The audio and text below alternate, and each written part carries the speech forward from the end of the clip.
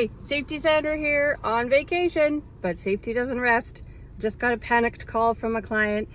We keep getting back and forth corrections from the certifying partner on our audit. The audit is still not put to bed. They still don't have an answer. They still don't have a passing grade. They still don't know if all the other bids that they've put in that are relying on their core are going to be at a challenge, are going to be a problem. So we're going to have to do some digging.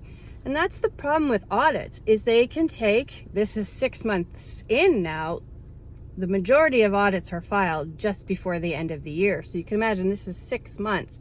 They still have corrective actions going back and forth to the certifying partner. It means they still don't know if they've actually passed. And that's with a third-party auditor involved. So these things can be very challenging.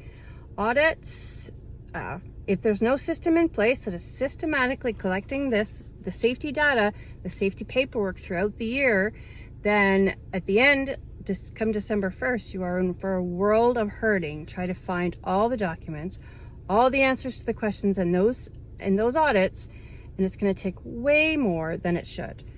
Now, a regular audit, keep in mind, can take at least 40 hours of your key safety HR or administrative person. 40 hours, that's almost a full work week. That's with a good audit at the end of the year. And the end of the year is not a great time to be pulling these key people away from their jobs. So it's a tough one. But 6 months in, so we now have this client that's reaching out. What can we do? Well, we're going to try to help find those documents. But this client doesn't have a digital system, prefers to do everything kind of old school on documentation, on paper, and that's a real challenge. You can't just take a big wine box, plop it on somebody's table, and start going through. That's February, that's December, that's January, that's March.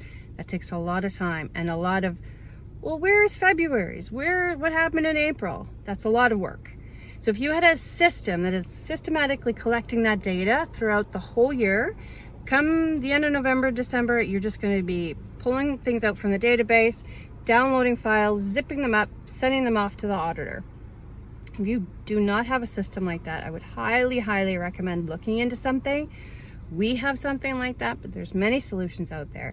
Make it as simple as possible for the workers to fill it out, because they are your key.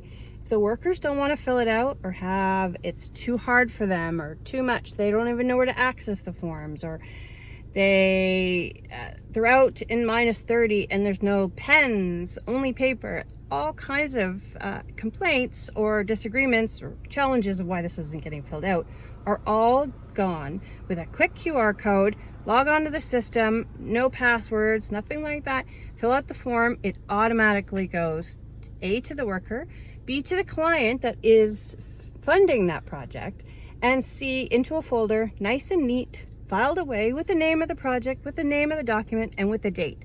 Boom. The end of the year, audit comes, there you go. So you would not be having these audit challenges. So you should be out enjoying paddleboarding, not trying to find audit results and find out why you still have 8 corrective actions coming back from the certifying partner when everyone's on holidays. That's tough. And yeah, a system, unclunky, streamlined, easy peasy, runs in the background, that is going to be your biggest helper to come audit time. Audit headaches, virtually gone. All right, back to holidays.